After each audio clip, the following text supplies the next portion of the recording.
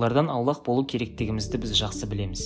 Мысалы, сынапты алсақ, оның 200 мг дозасын қабылдау сізді өлтіреді.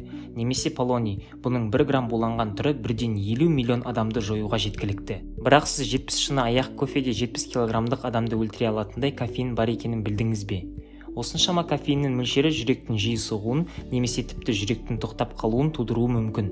Ең сүйікті сусын ретінде алкогольді таңдайсыз ба? Қатарынан ішілген 13 шотта өлімге әкелуі мүмкін. Алкоголь депрессант болғандықтан дем алу мен жүректің соғуы сияқты негізгі тіршілік әрекеттерін басқаратын мидағы аймақ әлсірей бастайды. Жалпы денеде сұйықтықтың көп болуы да қауіпті болуы мүмкін.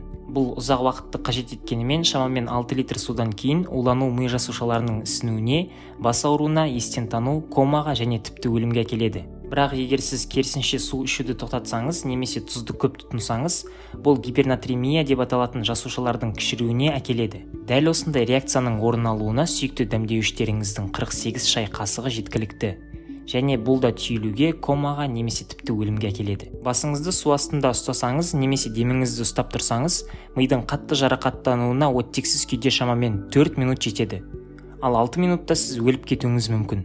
Алайда төтенше жағдайларда кейбір фридайверлер 20 минуттан астам уақыт бойы демалмай шыдай алады. Шие де сізді оттегінен айыруы мүмкін. Қалай дейсіз бе? Шие дәнегін жұтып қойсаңыз, уайымдаудың қажеті жоқ.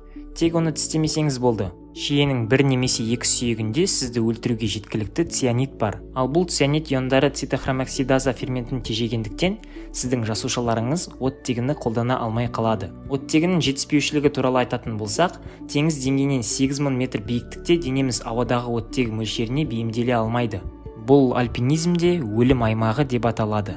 Өте ұзын бойлы болудың өзі сізді өлтіреді. 1930 жылдары Роберт Вадлоудың бойы шамамен 272 сантиметрге жетті. Бұл бойшаңдық оның қан айналымы жүйесіне қатты қысым көрсетіп, сүйектеріне құрылымдық қысым жасады.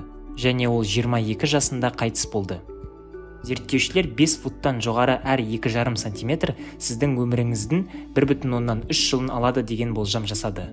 Егер сіз үй жануарларыңыздың өмірін уайымдайтын болсаңыз, оларға ешқашан шоколад бермеуіңіз мүмкін. Шоколадтағы химикат теобрамин бізді де өлтіруі мүмкін. Біздің денеміз теобраминді жақсырақ қорытады, дегенмен дененің әр килограммына 1000 мг теобрамин адамды өлімге әкеледі. Бұл мөлшер бірден желінген 85 шоколад плиткаларына тең. Мүмкін осыншама шоколадты шегуден кейін ғана қалауыңыз мүмкін. Және өлім қаупін тудыру үшін 22 кг марихуана шегуіңіз керек болады. Оны шегіп, артық доза алудың өзі өте күлкілі. 15 минут ішінде шамамен 680 кг марихуана шегу өлімге әкелуі мүмкін. Бұнымен неліктен тікелей марихуананың көп мөлшерде тұтынумен байланысты бірде-бір өлім тіркелмегенін түсіндіруге болады. Керемет музыканы тыңдауда көңілді болуы мүмкін, тек 185 децибелден аспасаңыз болды. Осыдан келетін ауа қысымының мөлшері сіздің өкпеңізді жарып жіберуі мүмкін. Немесе балама түрде жүрегіңізге жететін эмболия тудыруы ғажап емес. Осындай дыбыс сіздің көршілеріңізді түні бойы ұйықтатпауы да мүмкін. Қанша уақыт ұйқысыз шыдауға болатыны белгісіз. Бірақ ұзақ уақыт бойы ұйқыдан айырылған егеу құйрықтарға жасалған зерттеу 2 аптаға созылып, олардың өлімімен аяқталды. Адамдар арасындағы ұйықтамаудың дүниежүзілік рекорды 11 күннен сәл ғана асады. Бірақ ең қызығы, ол адам ұйқысын қандырып алған соң ешқандай да ұзақ мерзімді әсерлер байқалмаған. Ал сіздің ойыңызша қандай заттар көп мөлшерде бізді өлтіруі мүмкін? Ойларымызды комментарийде қалдырамыз. IQ-дің жаңа бөлімдерінде көріскенше.